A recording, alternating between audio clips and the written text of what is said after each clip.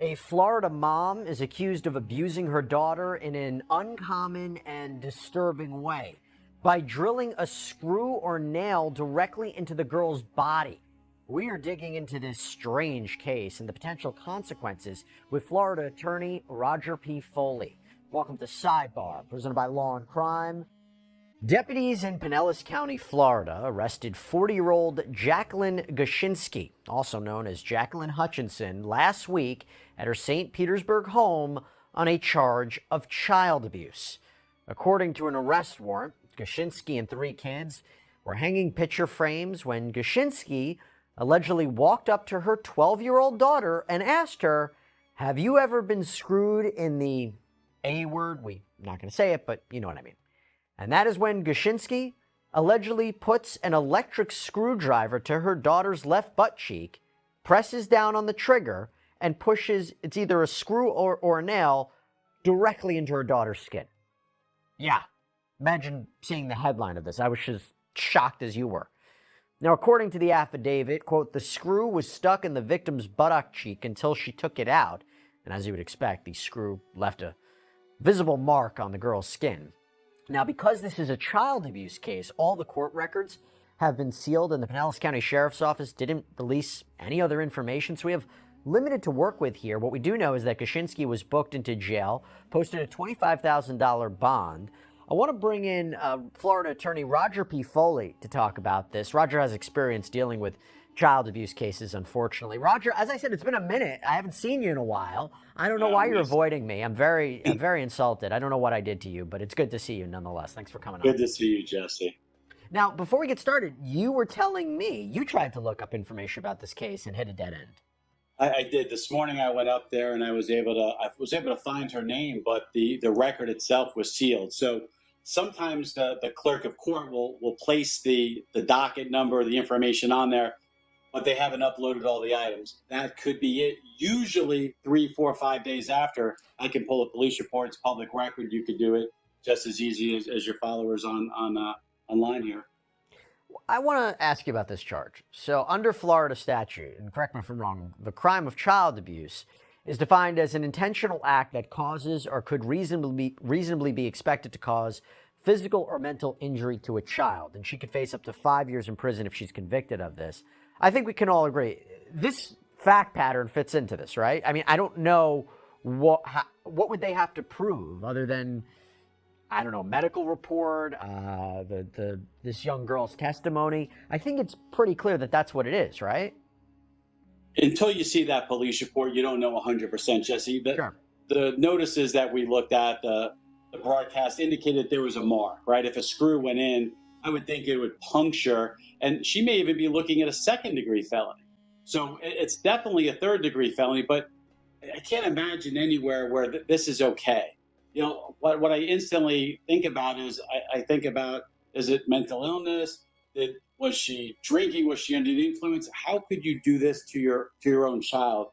And myself being a victim of child abuse as a child, I can't help but think about the situation that this young lady is in, right? She's 12 years old.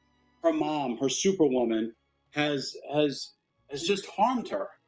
And if she's arrested, if she's jailed, if she's imprisoned, where does this young lady go? Where do the other kids go? I don't know if there's, is there a father in the picture? Is there family members? Or is she going to end up in foster care? And, that could be a wonderful situation, for someone, or it could be a horrible situation. You just never know. So, my first thoughts about this, talking about this case, is the young lady. She's 12 years old, and your mom did this to you. It's sad to me. Hey, everybody, I want to take a quick sidebar from Sidebar to tell you guys about Wondery's awesome podcast, American Scandal. You can listen right now and explore the biggest political corruption scheme in U.S. history. Using vivid and immersive storytelling, American Scandal retraces the bribes, players, and underhanded deals related to the Teapot Dome scandal. In 1922, newspapers reported that Secretary of the Interior Albert Fall had leased federally owned oil reserves to 2 of the nation's wealthiest oil barons, Edward Doheny and Harry Sinclair. Fall had made the deals to enrich himself, and all 3 men were charged with defrauding the U.S. government. The scandal, named after one of the oil reserves in Wyoming, would eventually send Sinclair to prison for contempt of Congress and jury tampering, and made Fall the first person ever convicted of a crime committed while serving in the U.S. cabinet. Follow American Scandal on the Wondery app or wherever you get your podcasts. You can binge this season, American Scandal Teapot Dome, early and ad-free right now at Wondery.fm/LC Sidebar. We don't know all the facts about it, right, or why this happened. It's an allegation at this point. She hasn't been found guilty. But I would imagine something like this could be pled out. In other words, there could be a plea deal on the table. What would a deal like that even look like? Generally, there's going to be parenting classes. She's probably looking at, again, it really depends on this wound, right? Did she literally drill the screw into her, which could obviously cause physical damage, and then you have injury points, right? So your score sheet, your Florida score sheet, can be increased. It's already one of those crimes, Jesse, that you just, everybody in the system, from the prosecutor to the judge to the defense attorney, everyone is like, hey, this is a dark place, but they have to handle it. Generally speaking, if she had no prior criminal history, if it wasn't a deep wound, she's probably looking at 3 to 5 years of probation, parenting classes, and probably children and families going to be involved. And she's not going to have supervision. She's probably going to have supervised supervision with her child and children. So this doesn't just stop at the criminal courts. The family courts get involved. I'm glad you mentioned that, because I think we're all wondering, like you said, what would happen with her and the kids. By the way, in terms of a defense, if she says, hey, listen, I wasn't trying to hurt her. It was just joking. It was just joking. Is that any way that's a defense? Well, it's not a defense in a trial. It is a part of humanizing your client, right? So anytime a defense attorney gets involved in a case, we contact case filing, case intake. And that's the person who looks at all the facts, the police reports, the video, the testimony from possibly the other kids or any other witnesses, the victim. And even though they're 12, it's video recorded. So that case filer is going to look at that. Now, as a defense attorney, myself, other people, we would speak to the defendant. We would get their version of events, because that's not in the police report. And then we would try to humanize. So if it was something joking and playing around, and there's a mark, but it's not actually penetrating the skin, well, that could be a different story. And that's why everyone is innocent until proven guilty in this country.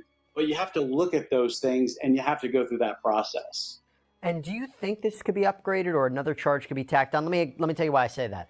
So I looked up aggravated child abuse. And aggravated child abuse occurs when a person, A, commits aggravated battery on a child, B, willfully tortures, maliciously punishes, or willfully and unlawfully cages a child, or C, knowingly or willfully abuses a child, and in so doing causes great bodily harm, permanent disability, or permanent disfigurement to the child. Now, some of that doesn't apply in this case, but some of it I feel does. Now, A, do you think that this would be aggravated child abuse, which my understanding is 30 years in prison could be the max? Or is this also a situation where even if it does fit, the prosecutors wouldn't want to go that far? But you tell me. Well, I thought it was a second, Jesse. I thought it was a punishable by 15 years. You may have kept me corrected there, but I think that it's a possibility that you could call it aggravated child abuse. If she punctured the skin, and there's no doubt you don't do that accidentally. This isn't an accident. This is an intentional act, whether done jokingly or... I can't imagine any world where a mother, right? A mother would do this to a child. But I think that if that young lady went to the hospital, I don't know how that screws in there, but if she's got a permanent scar, right, that's disfigurement. Granted, it's on her rear end, but I think it could fit those elements. And I think that a defense counsel could be facing and having to fight from second degree. But would prosecutors want to do that here? Would they want to get that aggressive with it? It's a terrible act, and my gosh, it's harm to a child. But you even mentioned it before, what is in the best interest of the children here? So that's a great question. I'm glad you asked it, Jesse, because the best interest of a child isn't always with its mother and father, right? If you have an abuse, you have addiction, you have mental health issues, the best interest of the child is in a place where they are safe, where they are sheltered, where they are clothed, where they are fed, and where they are loved and nourished in an environment that allows them to elevate and turn into, young men and young women. If you have someone that's sticking a drill in your rear end and literally physically putting a screw in there, we don't have Florida's not that place. Mom was not going to have custody, and the best interest of those children is not going to be with mom. And so I wouldn't be surprised if she's ultimately the charges upgraded to that, based on what we know and what we could see. But, we did some digging on Gushinsky, and we uncovered there was a prior criminal case in Pinellas County that appears to have been dropped. We go back to September 4th, 2008. Gushinsky was charged with battery in the first degree, which my understanding is a misdemeanor. But then just a month later, the arraignment was canceled. There were no other updates in the online court system, so it's unclear what that charge was in connection to. But Roger, what I think is really interesting about this is that I was wondering, because I'm wondering if she could be hit with any other charges, if she could be charged with felony battery with what she allegedly did with her daughter, because that's my understanding is felony battery is you actually and intentionally touch or strike another person against the will of the other, or you too intentionally cause bodily harm to another person. And my understanding is that is usually a misdemeanor, but it can be upgraded to a felony battery, third degree, if they have a prior conviction for battery. But again, if she doesn't have the conviction for battery, just the accusation of battery, that wouldn't work, right? Correct, because she doesn't have a conviction of it. So even though the judge would be aware of the arrest, but they would also be aware that it was no filed or declined, no information was filed. But the important thing to know, Jesse, is aggravated battery generally is the touching or striking of another person with an object. If I throw a pen at you and it hits you, it's aggravated battery. Now, do prosecutors usually file for that? No, but if you throw a rock at somebody and it hits them, or a chair or a table or a vase, those tend to be aggravated battery. If someone hits you with a bat, it's aggravated battery. If someone screws a screw into your body, that would generally be deemed aggravated battery. By the way, every time we mention it, it's still just shocking to me. And I'll just give everybody a little bit more information on Gushinsky. According to business records, it appears she ran a taco truck at one point with her husband called the Taco Slapper. The food truck's Facebook page shows them traveling around Florida to serve food, but this is clearly not the kind of publicity they were looking for, more specifically, she was looking for. Wow, what a case. Roger Foley, thanks so much for coming on, telling us a little bit about Florida law and what to expect, and appreciate always you sharing your perspective and your experiences. Thank you so much.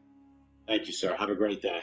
That's all we have for you right now here on Sidebar, everybody. Thank you so much for joining us. And as always, please subscribe on Apple Podcasts, Spotify, YouTube, wherever you get your podcasts.